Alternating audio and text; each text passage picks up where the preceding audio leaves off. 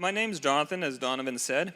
I don't believe many of you know me very well. At least definitely not as well as one could hope. But we'll change that today. I have the humbling opportunity to ramble on while you sit and listen to some of my stories and thoughts. For a bit of a story is what I hope to convey. As I get older, I find myself changing. The loves stay the same, but the fervor takes on a different flavor, a different light. In youth, you wish for action and the outcome, or at least I did. Waiting impatiently as your grandparents tell you the entire genealogy of a man you have never met, how outstanding his career was, and how great of a human being he has been over his life, only to say they saw him at the grocery store yesterday. A crushing conclusion to an enigmatically tedious story. You see, my mother was a great storyteller, is a great storyteller, and I'm not sure if this is what made me love stories. A bit of a chicken or the egg. But she chose good books for me as a child.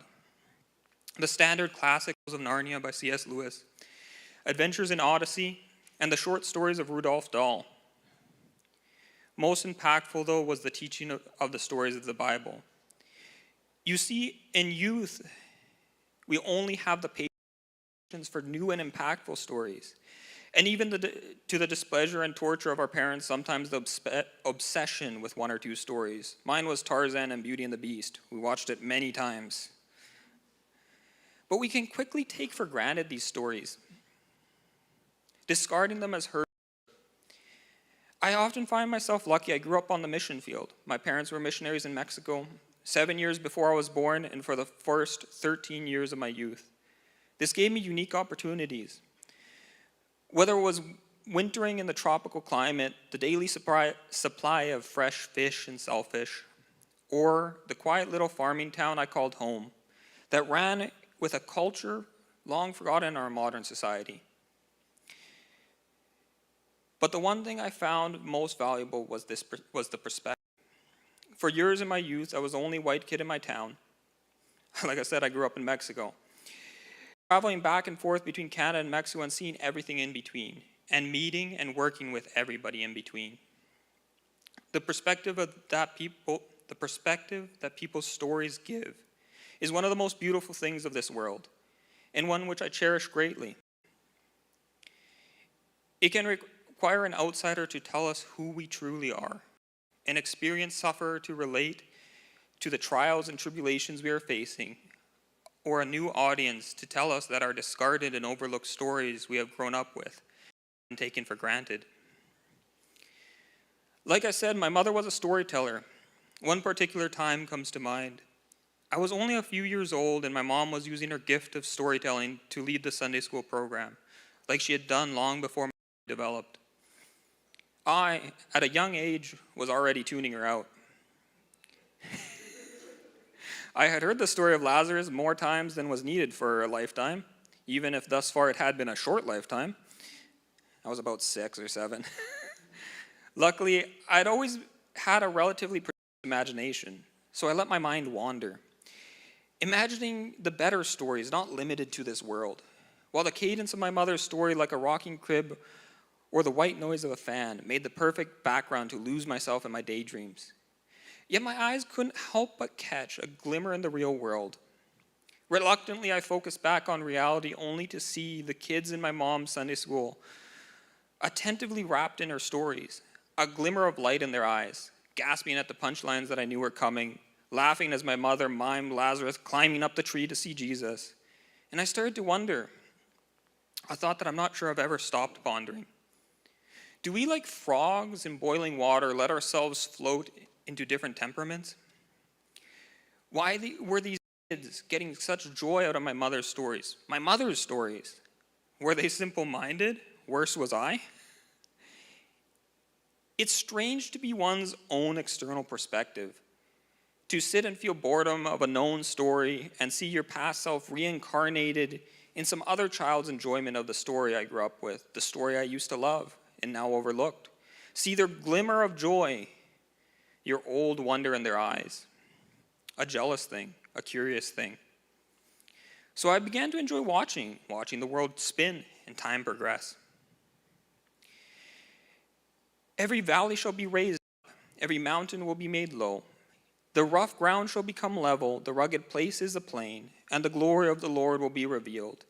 And all the people will see it together, for the mouth of the Lord has spoken. But ask the animals, and they will teach you, or the birds of the sky, and they will tell you. Or speak to the earth, and it will teach you, or let the fish in the sea inform you.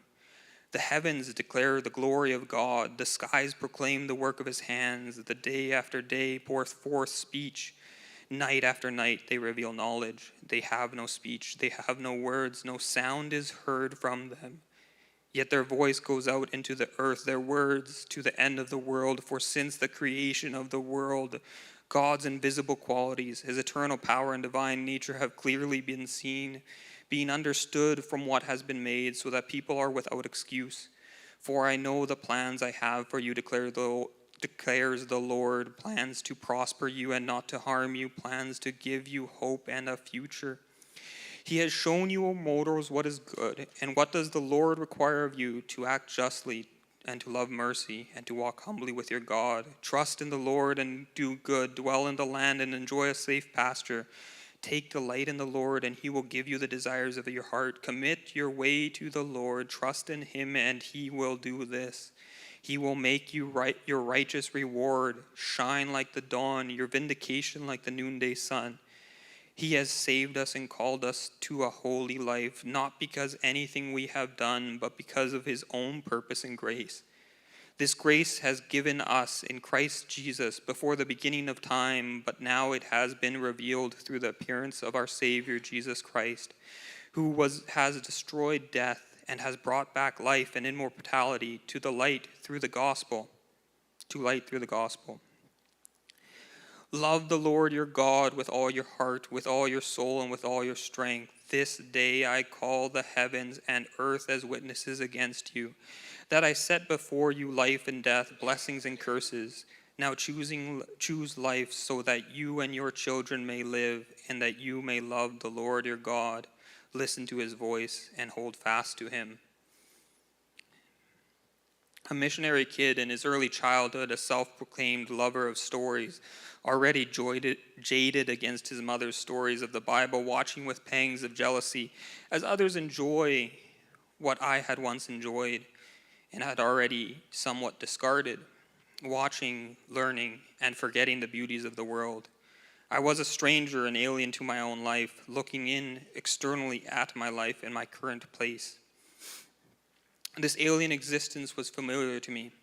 I was raised in Central American culture, a mother from Canada and a father largely raised in the U.S. This led me down a road that aligned well with the ideas of the third culture. The third culture, created from Christian parents with North American values, raising their child in, at the time of my childhood, a mostly non-Christian Mexican village.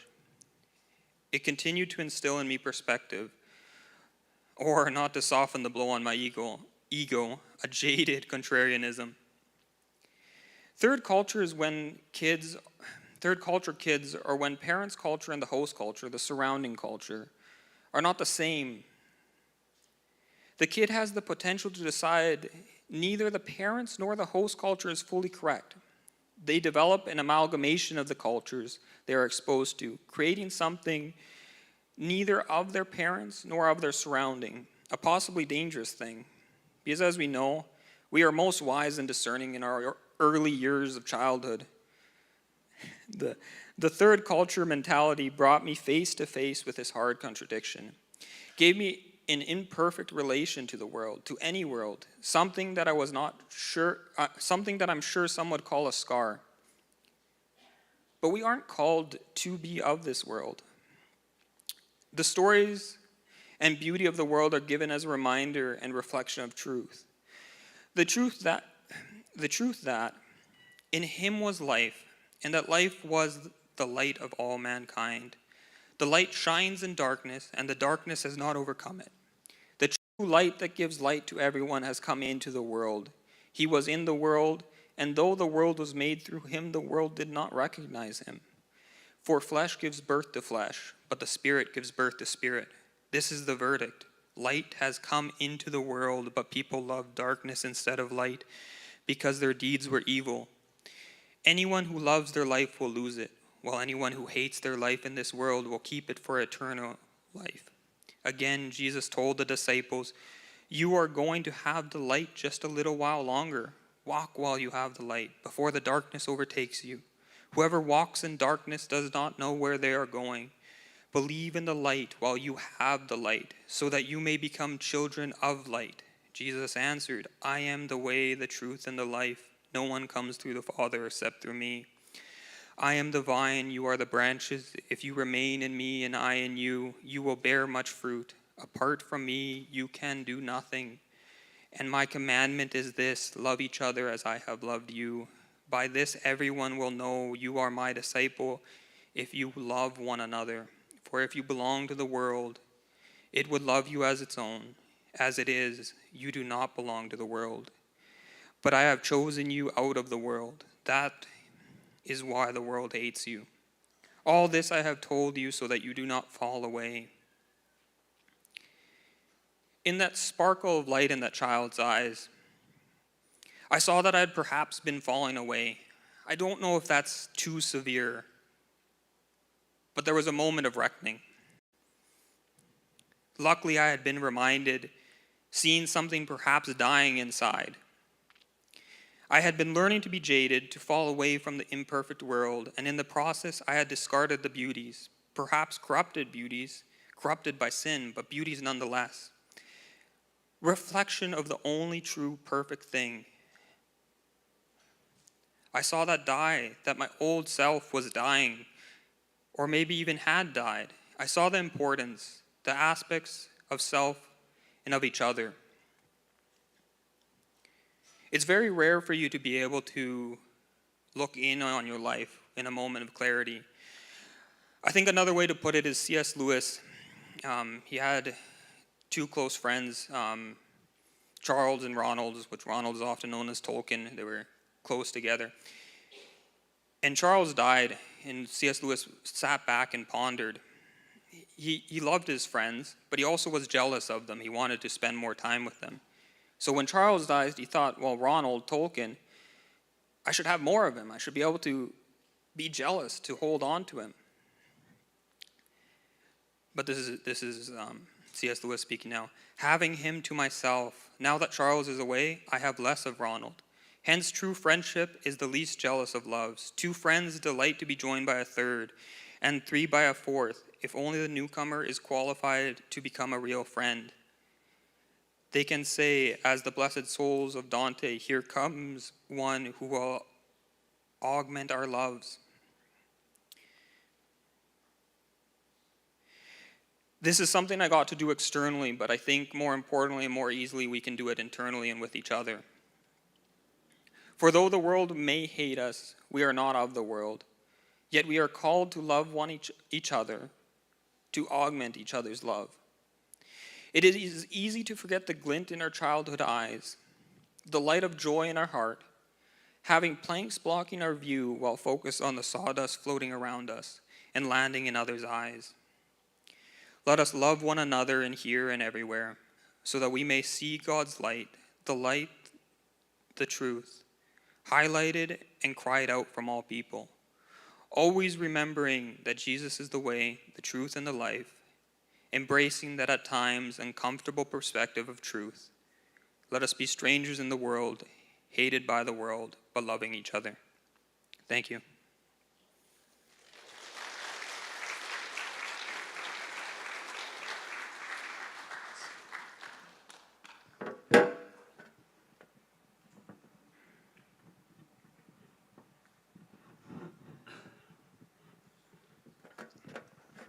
Okay, so the second John.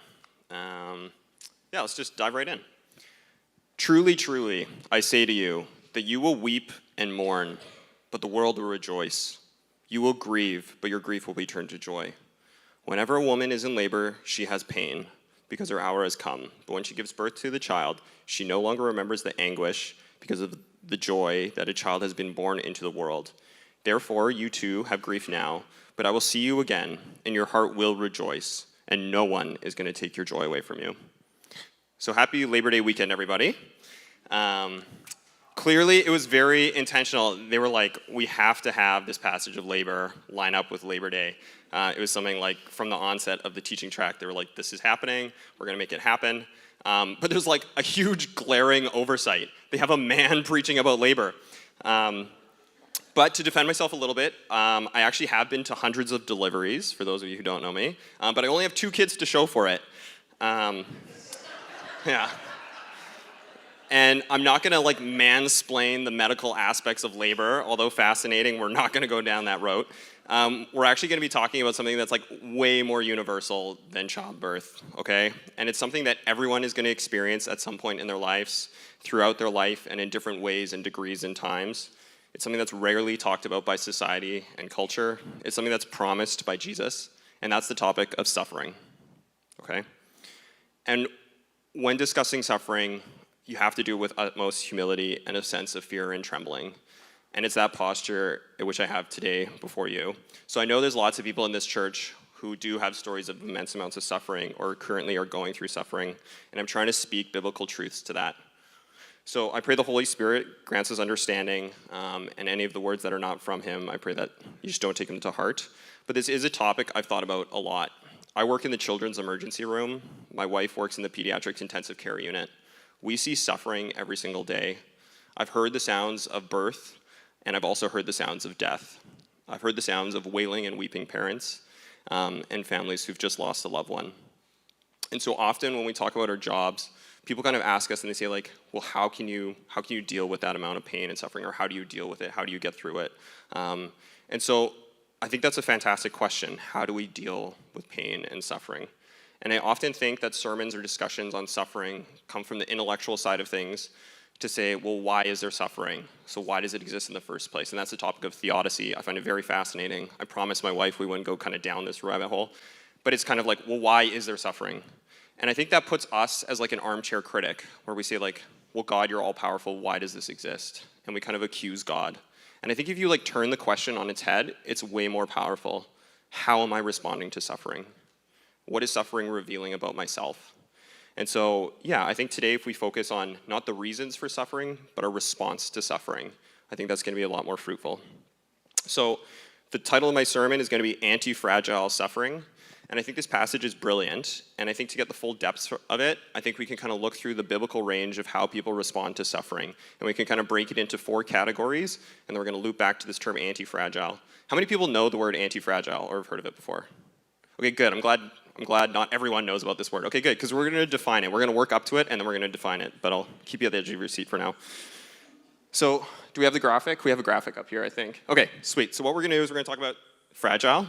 So we're going to have physical examples of fragile responses to suffering. Then we're going to talk about robust or resistant. Then we're going to go to resilient. And then we're going to do anti-fragile.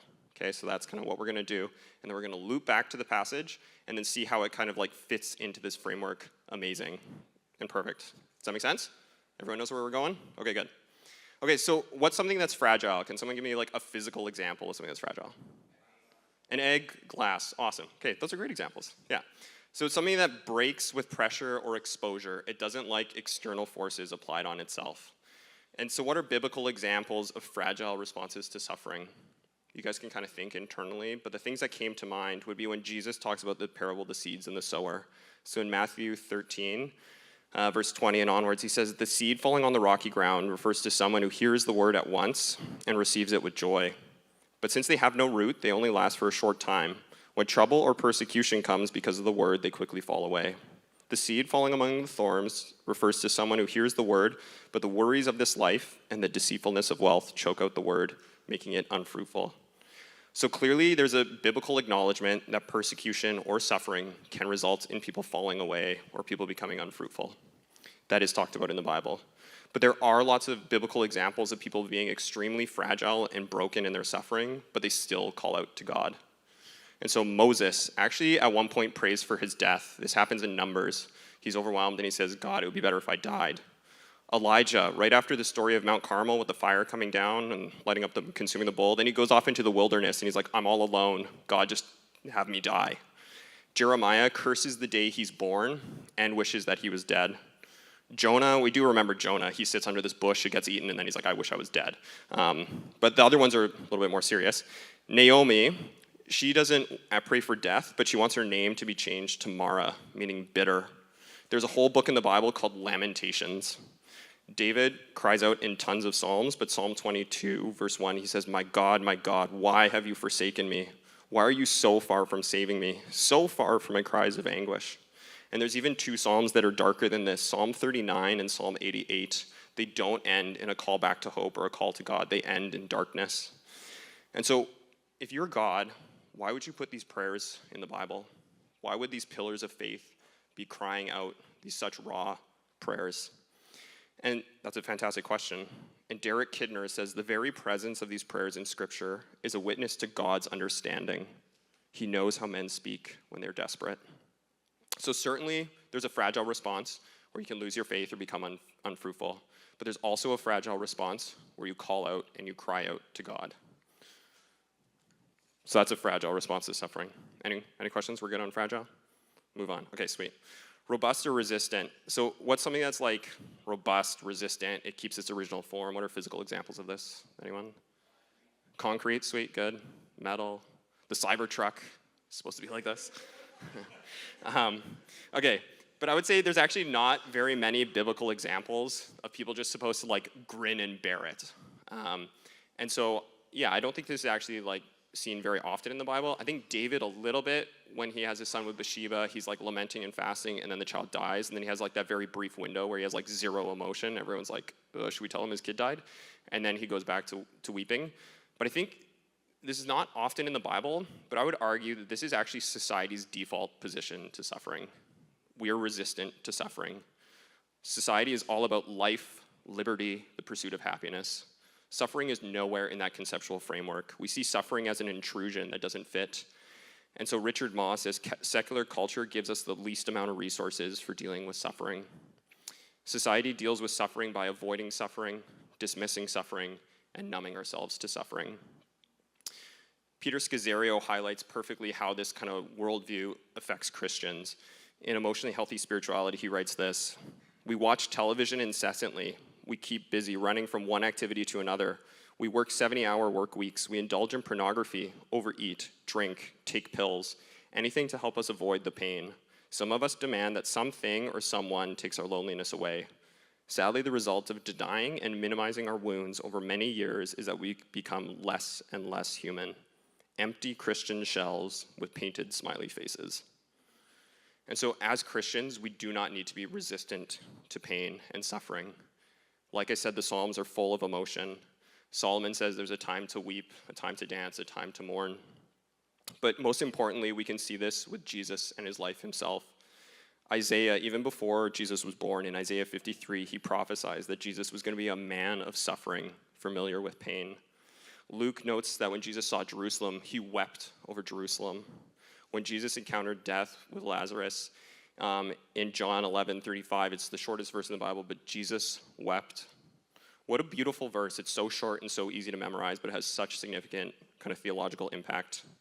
B.B. Warfield, he looked through all the emotions that Jesus experienced, and he wrote this article called The Emotional Life of Our Lord, and he says the most common emotion felt by Jesus was being moved by compassion. We have a Christ who's moved by compassion. He was someone who suffered and wept. And I often think we forget this. Like, we just forget that Christ is a suffering servant. And so I think fantasy sometimes can remind us of these realities in kind of like a new perspective or a new way, just as Jonathan was kind of saying, that sometimes we need to hear stories again through a different perspective.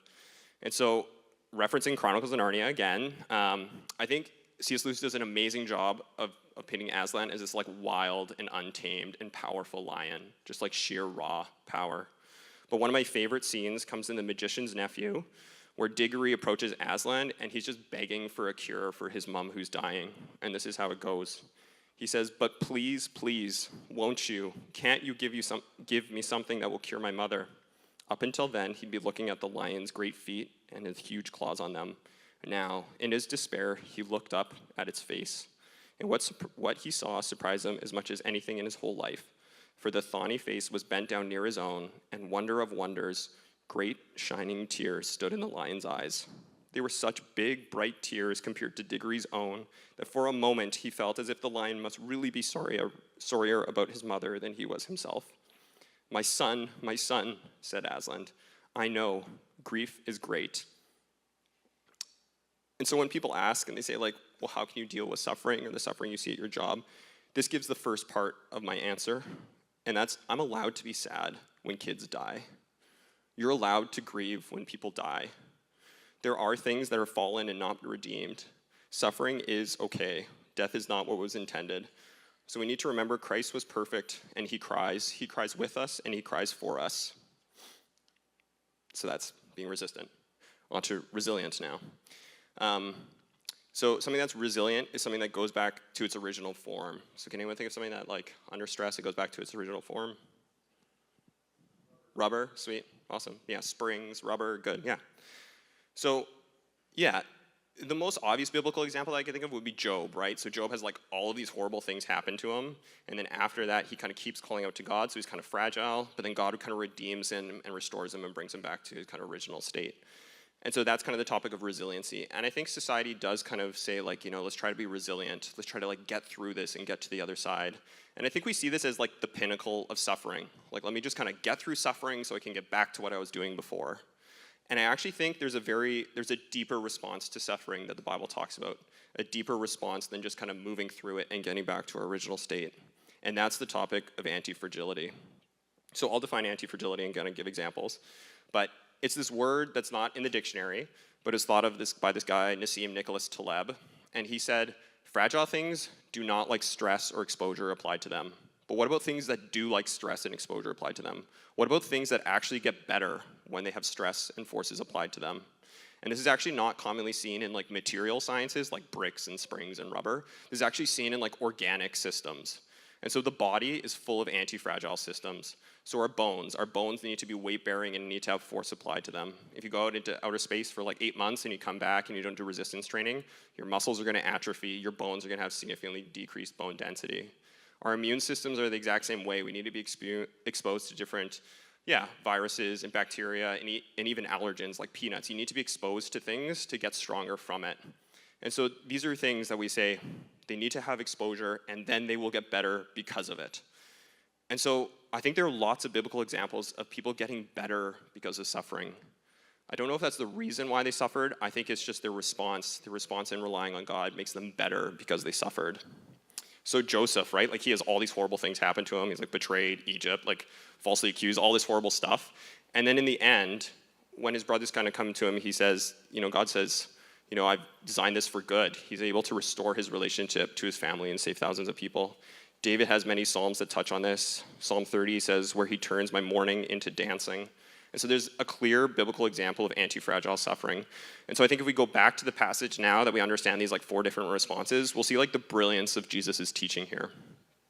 So picture yourself, you just had the upper room experience. You've just been in the upper room, you have your Last Supper. Now you're walking to the Garden of Gethsemane. Now kind of picture yourself from Jesus' mind. He knows that in a couple hours he's going to be betrayed, flogged, arrested, flogged, crucified. And what's on his mind? His disciples. How his disciples are going to respond to his upcoming suffering, that's what's on his mind. And these are the last few teaching texts of Jesus. So it's like any last words that you want to tell your disciples, Jesus, and then he launches into this. And I think that's so incredibly powerful. So he's not focusing on himself, he's focusing on the disciples. So let's pick up. So verse 20. Truly, truly, I say to you, you will weep and mourn, but the world will rejoice. You will grieve, but your grief will be turned into joy. And so he starts with truly, truly. There's like an emphasis or a repetition, like listen up, and that's very intentional.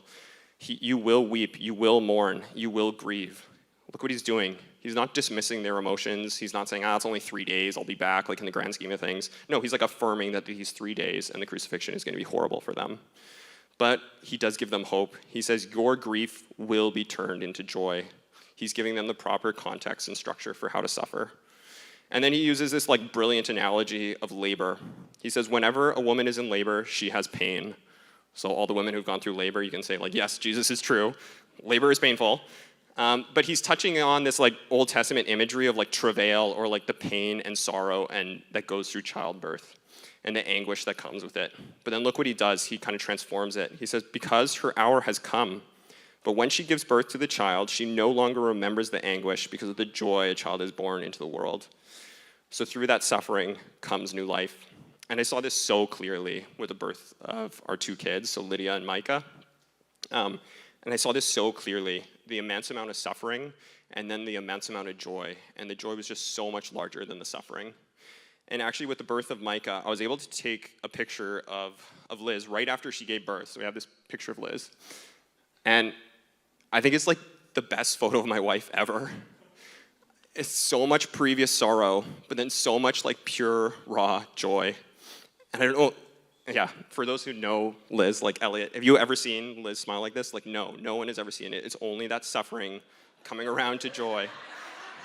And it almost makes me want to have another kid just so I can have like 10 seconds of like the like most pure amount of joy. And I think, what a brilliant analogy by Christ. And then he just repeats his point. He says, therefore, you too have grief now, but I will see you again. Your heart will rejoice, and no one is going to take your joy away from you. So he says, the joy you're going to have is going to have ultimate security. No amount of opposition is going to be able to destroy it. It's true anti-fragile joy that he's trying to pass on to his disciples. Now let's skip down. Let's see, like Jesus is trying to prepare them for upcoming suffering, but let's see how do they actually respond. And Jesus actually knows this, like going down to verse 32. Behold, an hour is coming and has already come for you to be scattered, each to his own home, and to leave me alone. Jesus knows that they're going to be scattered. He knows that they're going to be fragile. He knows they're going to bend, but they're ultimately not going to break. But he still teaches them about anti-fragile suffering. But then look here. What does Jesus say? How does Jesus respond to suffering? He says, and yet I am not alone because the Father is with me. Jesus has the Father. He's going to go through suffering not with his friends, not with his community, but with the Father. And what a convicting thought when I think of my own life, like when suffering or stressors or trials, how many of us look to our friends or look to our algorithm of choice and just numb ourselves to the pain when we should be looking to the Father? And that's what Christ does. Christ looks to the Father.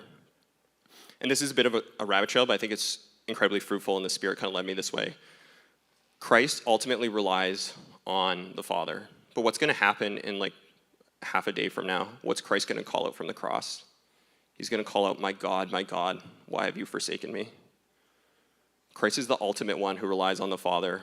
But in that brief moment, the Father had to turn his back. And he had to turn his back because of our sin and our rebellion.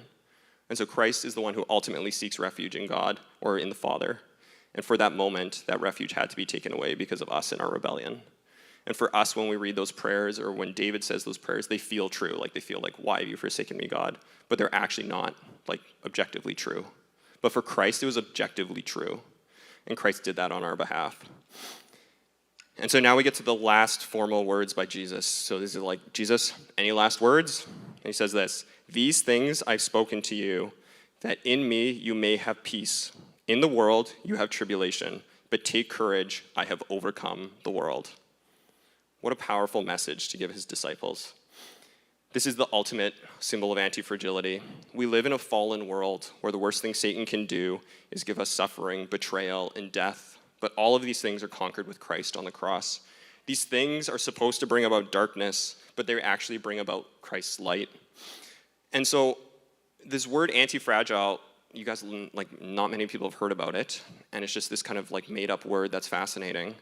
And I was like, that's kind of annoying that we don't have this word anti-fragile. Like, it would be nice if Christians kind of knew it. But then the Spirit convicted me and was like, no, we don't have a word for it, but we have an image of it. We have an icon of it. We have an icon of something that was meant for worldly torture, intimidation, oppression, suffering, and death. And that's the image of the cross. The cross is now turned into an image of faith, hope, and love. We don't have the word anti-fragile, but we have the image of something that's so incredibly anti-fragile, the cross. And so look what this does for the disciples. Once they see this all come to pass, they take Jesus' teaching to heart. So Peter, right? I just said he's going to deny Christ 3 times. Christ already knows this. But now let's see what happens to Peter in Acts verse 5. So this is just like a little while later. He's flogged, and then he leaves the Sanhedrin, and he says he's rejoicing because he'd been counted worthy of the suffering and the disgrace from the name. In 1 Peter, it's a fantastic epistle to just read. There's so many themes of anti-fragile suffering. But in 1 Peter 1, verse 6, he says, "In all this you greatly rejoice, though now for a little while you may have had to suffer grief of all kinds of trials. These have come so that the proven genuineness of your faith, of greater worth than gold, which perishes even though refined by fire, may result in praise, glory, and honor when Christ is revealed." This doesn't only affect Peter, it affects James. James writes, "Consider it pure joy, my brothers and sisters, whenever you face trials of many kinds, because you know that the testing of your faith produces perseverance. Let perseverance finish its work, so that you may be mature and complete, not lacking anything." I think Paul is the ultimate example of anti-fragility. He goes from persecuting Christians to becoming a Christian to witnessing for Christ. And so he has so many fantastic verses on anti-fragility, but two that I picked out would be 2 Corinthians verse 4:16. He says, "Therefore we do not lose heart, though inwardly we are wasting away, yet inwardly we are being renewed day by day. For our light and momentary troubles are achieving for us an eternal glory that far outweighs them all." And my favorite for sure is Romans 5 verse 2. He says, "We boast in the hope of the glory of God. Not only so, but we glory in our sufferings, because we know that suffering produces perseverance, perseverance, character, and character, hope. And hope does not put us to shame." And so we have a possibility to grieve, but it doesn't move to despair. It waters the seeds of hope. Christ has suffered immeasurably for us and given us this anti-fragile icon of the cross. But we live in this kind of awkward, like already, but not yet. We already have a suffering Christ. We already have the cross, but we still have this image of hope. We still have a final hope and a final restoration. And that's the final birth, the final bride, the final Jerusalem, the new heaven, and the new creation. And that's where our ultimate hope is rooted in. So when people say, "How do you deal with the pain and suffering that you see or that you go through?" I respond, not only am I allowed to be sad, I'm allowed to hope. I'm allowed to hope. And so when kids die in the emergency room or they die in the pediatric intensive care unit, when they're involved in my care or my wife's care, we have kind of these blank wristbands, and we just kind of write like a one-liner on it just to kind of remind ourselves of the suffering in that case. And we stick it up in our kitchen on this kind of like mantle, and it references Revelation. And it says, "Behold, I'm making all things new." I think this is the ultimate context of how we deal with suffering, is the final hope. So I'm just going to read this passage in Revelation. It's just so beautiful. "Then I saw a new heaven and a new earth, for the first heaven and the first earth had passed away. The sea was no more. I saw the holy city, the new Jerusalem, coming down from heaven from God, prepared as a bride adorned for her husband. And I heard a loud voice from the throne saying, 'Behold, the dwelling place of God is with man. He will dwell with them, and they will be his people. And God himself will be with them as their God. He will wipe away every tear from their eyes, and death shall be no more. Neither shall there be mourning or crying or pain anymore, for the former things have passed away.' And he who was seated on the throne said, 'Behold, I am making all things new.' And he also said, 'Write this down, for these words are trustworthy and true.'" And so, in summary, I would say, if you feel fragile in your suffering, keep calling out to God. God knows how people sound when they're broken and desperate. You may feel resistant to suffering, but know that Christ wept with such big, bright tears compared to our own. You may feel resilient in your suffering, but know that there's more than restoration, there is renewal. And you may be anti-fragile in your suffering, and praise God. Like, what a witness to Christ who understands, the cross which conquers, and the new hope of the new creation. And so we're going to end with kind of like a practical side of things. I think there's a couple ways you can kind of prepare for suffering or go through suffering. I think one is studying the word and filling your mind with kind of these biblical truths. So I hope to kind of pass on some of these biblical truths to you today. There's many Psalms that I would recommend kind of reading through. There's also a book, there's fantastic books on suffering, but one that I find incredibly useful is the book Walking with God Through Pain and Suffering by Timothy Keller. There's also the book Man's Search for Meaning by Viktor Frankl, and I think both of those are fantastic books in terms of the study of suffering. I think fasting is a truly embodied way where we can suffer and realize that we all need to rely on God. So I think fasting is voluntarily suffering and relying on God, and it helps train ourselves for suffering that we will encounter. I think it's also a way to co-suffer with those around us and to amplify the prayers of those who are suffering. I think prayer is ultimately necessary for all four of these responses, and it reminds us that the Father is always with us. But I do think worship is not only a way of expressing ourselves, but it's a way of training our mind and our soul to respond in a godly way. I sometimes think some songs are just all about emotions and feeling swept up in things, but I think there's a time and a place for songs to really just discipline our souls and our hearts to respond in a godly way. So I'm going to end with a story about anti-fragile suffering and anti-fragile worship. And it's the story of Max. And so when I was 12 years old, we went to this smaller community church, and there was this kid there who was about 6 or 7, and his name was Max. And Max got diagnosed with cancer, some form of leukemia. And so we saw him lose his hair, we saw him lose weight. We as a church, we provided meals for the family, babysitting for the family. We fasted as a church, and we prayed for the church, or prayed for Max as a church. And we were hoping for and praying for his healing, and Max died. He died. And at the funeral, the parents were there, and the church was there, and the community was there. And they decided to sing the song, "Blessed Be Your Name."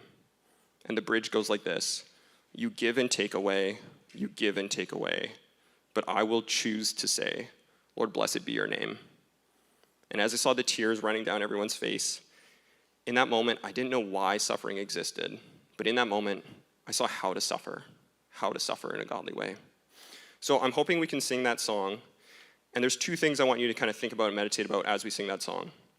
One is, I said anti-fragile things are typically seen in organic systems, right? And what does Christ say the church is? The church is his body. We're an organic system. There are lots of us in this church who suffer, and there are lots of us, we suffer, but we're still here. It's a long weekend. You may have your doubts, but you're still here. We're an anti-fragile system, and Jesus promises in Matthew 16 that the gates of Hades shall never prevail against us. We are the church, and we are anti-fragile because of Christ. I also think when we get to the bridge where it says, "I will choose to say," some of you might not be at that moment where you might not feel like you can say those words. And so I'm saying, I'm giving you permission, change the words of the bridge to see where your spirit and where your heart is right now. So you might not be able to say, "I will choose to say, Lord, blessed be your name," but maybe think, "I can choose to say," or "I hope someday to say," or "I really, really want to say." But I do think there is importance in the discipline of saying, "I will choose to say, Lord, blessed be your name."